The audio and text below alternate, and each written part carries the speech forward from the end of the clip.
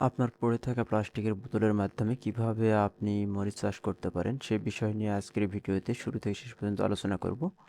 আসসালামু আলাইকুম রহমতুল্লাহ। Mango media Sapahar YouTube এবং ফেসবুক চ্যানেলের পক্ষ থেকে আপনাকে স্বাগতম। যারা আমাদের চ্যানেল নতুন তারা অবশ্যই আমাদের চ্যানেলটি সাবস্ক্রাইব করে পাশে থাকবেন, আর যারা ইতিপূর্বে আমাদের চ্যানেলটি সাবস্ক্রাইব করেছেন তাদেরকে অসংখ্য ধন্যবাদ।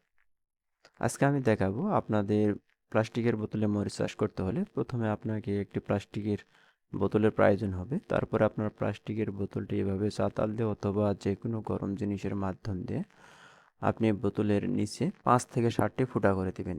এতে ফুটা করলে কি হবে, আপনার অতিরিক্ত পানিগুলো এই ফুটার নিচ দিয়ে চলে যাবে। তারপর আপনাকে ঝরঝরা মাটি অথবা ছাই এবং এর সঙ্গে আপনাকে এগুলো মিক্সড করতে হবে। এগুলো আপনারা সুন্দরভাবে মিক্সড করবেন এবং মিক্সড করার পরে দেখতেই পাচ্ছেন ভিডিওতে আমরা কত সুন্দরভাবে এগুলো মিক্সড করতেছি। আপনারা এর সঙ্গে জৈব সারও মিক্সড করতে পারেন। মিক্সড করার পরে আপনারা এখানে কৌটাতে এগুলো দিবেন। কৌটাতে দেওয়ার পরে আপনারা যে অন্য জায়গায় যে চারাগুলো আপনারা রোপণ করেছিলেন, যে চারাগুলো ওখান থেকে আপনারা একটি চারা এখানে এই বোতলের মধ্যে আপনারা এখানে সুন্দর করে রোপণ করে দেবেন। দেখতেই পাচ্ছেন ভিডিওতে দেখানো পদ্ধতি অনুসরণ করে আপনারা চারাগুলো রোপণ করবেন। দেখতেই পাচ্ছেন আমরা সুন্দর করে চারাটা রোপণ করে দিচ্ছি। এরপরে আমরা এখানে কিছু পানি দিয়ে দিব। এভাবে আপনারা বেশ কয়েকটি কৌটাতে আপনারা এভাবে মরিচ চাষ করতে পারেন।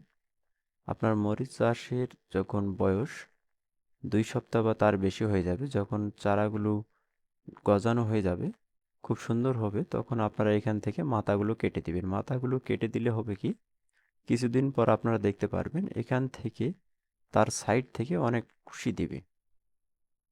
আপনারা ভিডিওতে পদ্ধতি দেখানো অনুসরণ করে আপনারা এখানে দিতে পারেন। তারপরে আপনারা যেটি দিতে পারেন এটি হচ্ছে আপনারা এর সঙ্গে কিছু আপনার ভাতের মাড় এবং এর সঙ্গে পানি এবং এর সঙ্গে কিছু আপনাদের যেই উৎকৃষ্ট যে আপনার ইয়াগুলো থাকে তরকারির, আপনারা সেগুলো 10 থেকে 15 দিন এক জায়গায় পানিতে রাখে আপনারা সেগুলো এক জায়গায় মিক্সড করে আপনারা এই গাছের গোড়াতে দিয়ে দিবেন। ভিডিওতে দেখানো পদ্ধতি অনুসরণ করে আপনারা এগুলো দিয়ে দিবেন। দেখতে পাচ্ছেন আমরা এখন এখানে গাছের গোড়ায় আমরা এগুলো ঢেলে দিব। এগুলো ঢেলে দিলে হবে কি, আমাদের যেই সারের প্রয়োজন হয় এখানে জৈব সারের কাজ তারা ফিল আপ করবে। এর সঙ্গে আপনাদের যে ডিমের খোসাগুলো রয়েছে, উৎকৃষ্ট ডিমের খোসাগুলো আপনারা এখানে দিতে পারেন। আপনারা যে ডিমগুলো আপনারা খান তার উৎকৃষ্ট যে খোসাগুলো রয়েছে এই খোসাগুলো আপনারা গুঁড়ো করে আপনার ভিডিওতে দেখানো পদ্ধতি অনুসরণ করে আপনারা গাছের গোড়াতে এগুলো দিবেন। দেখতেই পাচ্ছেন প্রায় গাছের বয়স 40 থেকে 45 দিন। আপনারা তখন বুঝতে পারবেন এখানে গাছগুলো দিয়ে কুশি আসতেছে এবং তার সঙ্গে আপনার ছালের যে ফুল এগুলো চলে আসছে। এখন আপনি যদি গাছটাকে আরও যদি আপনি ইয়া করতে চান, ঝোপালো করতে চান, তাহলে আপনি ফেনাগুলো আবার কেটে দিবেন। আবার কেটে দিলে দেখতেই পারছেন এই গাছের মতো ঝোপালো হবে। ভিডিওতে দেখানো পদ্ধতি অনুসরণ করে আপনি এই পদ্ধতিগুলো ফলো করবেন। আর গাছের গোড়ার যে নিচের যে ইয়াগুলো ডগাগুলো আপনারা এগুলো ভেঙে দিতে পারেন। এগুলো ভেঙে দিলে হবে কি, আপনার গাছটা একটু উঁচু হবে। আর যে কৌটার যে মাটিগুলো এই মাটিগুলো দেবে গেলে আপনারা যে কোনো একটা সাহায্য নিয়ে আপনারা এই মাটিগুলো আলগা করে দেবেন। তারপরে এখানে আমরা রেখেছি কিছু জৈব সার, তার সঙ্গে ডিমের খোসা এবং খোল। এগুলো আপনারা গাছে পরপর ভালোভাবে এগুলো মিক্সড করে গাছের অবশিষ্ট যে কৌটার যে অংশটুকু খালি রয়েছে আপনারা সেখানে দিয়ে দিবেন। এখানে দিয়ে দিলে হবে কি, আপনার গাছটা এখানে সার যে ঘাটতিটি রয়েছে, এখন যেহেতু ফল ধরার সময় এখানে প্রচুর যে আপনার ইয়া, আর আমরা যে অবশিষ্ট যে উৎকৃষ্টগুলো আমরা তরকারি উৎকৃষ্টগুলো যে আমরা পচতে দিয়েছিলাম, আমরা সেগুলো আমরা আবারও এখানে কি করব, যে পানিগুলো আমরা আবার এখানে দিয়ে দেব। আপনারা দেখতেই পাচ্ছেন এই গাছে উকুনের আক্রমণ হয়েছে।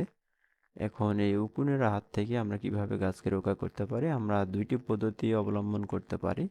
একটি হচ্ছে 1 লিটার পানিতে একটি বেকিং সোডা এবং শ্যাম্পু এবং 4 চামচ লেবুর রস এবং 1 চামচ হলুদের গুঁড়া মিশাল করে আমরা এখানে দিয়ে দিব, অথবা আমরা এখানে মিরাকুল অথবা অ্যামামেকটিন 1.8 ইসি আমরা বিষগুলো প্রতি লিটার পানিতে 1 মিলি হারে এখানে মিক্সড করব। মিক্সড করে আপনাদের গাছের পরিমাণ যদি বেশি হয় আপনারা সে অনুযায়ী এগুলো করবেন, করার পরে আপনার গাছটি সুন্দর করে আপনি ধুয়ে দেবেন, যাতে আপনার গাছে কোনো প্রকার আক্রমণ না থাকে এবং আপনার গাছটি খুব সুন্দর এবং হয়। দেখতেই পাচ্ছেন আমাদের গাছগুলোতে মরিচ চলে আসছে। আমরা এখানে যেহেতু বিভিন্ন প্রজাতির গাছগুলো আমরা রোপণ করেছি এবং দেখতেই পাচ্ছেন এখানে বিভিন্ন প্রকারের মরিচগুলি এখানে রয়েছে। এভাবে আপনারা শুরু থেকে শেষ পর্যন্ত ভিডিওতে দেখানো পদ্ধতি অনুসরণ করবেন। আপনারা যারা আমাদের চ্যানেল নতুন, যারা এখনও আমাদের চ্যানেল সাবস্ক্রাইব করেনি, তারা অবশ্যই চ্যানেল সাবস্ক্রাইব করবেন। আসসালামু আলাইকুম ওয়া রাহমাতুল্লাহ।